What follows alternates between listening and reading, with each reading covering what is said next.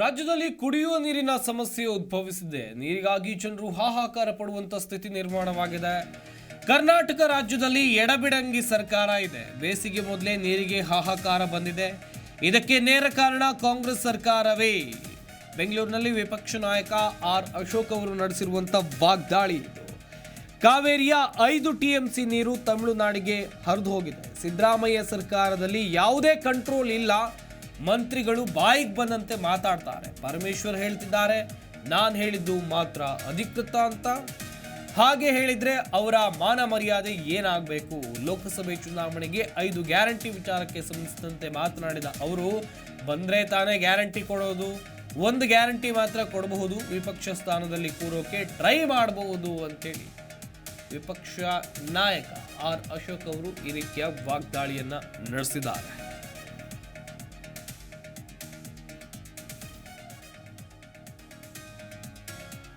ರಾಜ್ಯದಲ್ಲಿ ಬೇಸಿಗೆಗೂ ಮೊದಲೇ ಕುಡಿಯುವ ನೀರಿನ ಸಮಸ್ಯೆ ಇದೆ. ನೀರಿಲ್ಲದೆ ಜನರು ಪರದಾಡ್ತಾ ಇದ್ದಾರೆ. ಬೆಂಗಳೂರು ಸೇರಿದಂತೆ ರಾಜ್ಯದ ಸಾಕಷ್ಟು ಜಿಲ್ಲೆಗಳಿಗೆ ನೀರಿನ ತೊಂದರೆ ಎದುರಾಗಿದೆ. ಜನರು ಇನ್ನೂ ಹೇಗಪ್ಪ 3 ತಿಂಗಳು ಕಳೆಯೋದು ಅಂತೇಳಿ ಚಿಂತೆಗೀಡಾಗಿದ್ದಾರೆ. ಆತಂಕದಲ್ಲಿ ದಿನದೂಡ್ತಾ ಇದ್ದಾರೆ.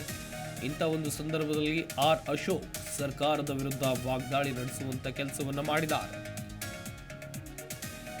ಕರ್ನಾಟಕದಲ್ಲಿ ಎಡಬಿಡಂಗಿ ಸರ್ಕಾರ ಇದೆ. ಬೇಸಿಗೆಗೂ ಮೊದಲೇ ನೀರಿಗೆ ಹಾಹಾಕಾರ ಬಂದಿದೆ. ಇದಕ್ಕೆ ನೇರ ಕಾರಣ ಕಾಂಗ್ರೆಸ್ ಸರ್ಕಾರ. ಬೆಂಗಳೂರಿನಲ್ಲಿ ವಿಪಕ್ಷ ನಾಯಕ ಆರ್ ಅಶೋಕ್ ಅವರು ನಡೆಸಿರುವಂತಹ ವಾಗ್ದಾಳಿ ಇದು.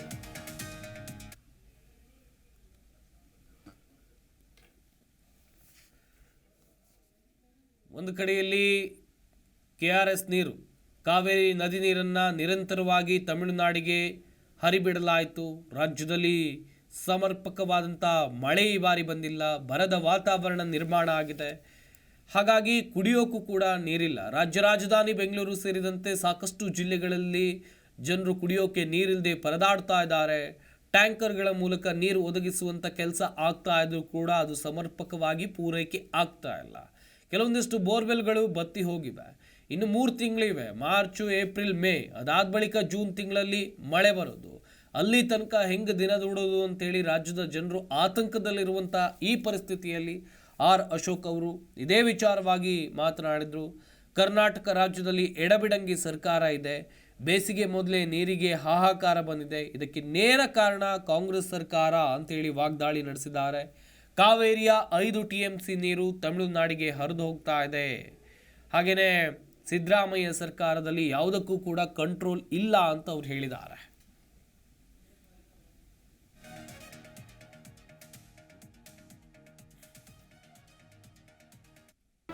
ಜಿ ಕನ್ನಡ ನ್ಯೂಸ್ ಈಗ ನಿಮ್ಮ ಮನೆಯಲ್ಲೇ ನೋಡಿ. ಎಲ್ಲ ಕೇಬಲ್ಗಳಲ್ಲಿ ಈಗ ಲಭ್ಯ. Sun direct 292, Jio TV 1334, U digital 162, city cable 51, GTPL 17, Abhishek cables 821, rock line telecommunication 51, Shri Basaveshwara number 60, Vinayaka digital number 53, in digital number 896ರಲ್ಲಿ. ನಿಮ್ಮಿಸ್ತದ ಜಿ ಕನ್ನಡ ನ್ಯೂಸ್ ನೋಡಿ ಆನಂದಿಸಿ.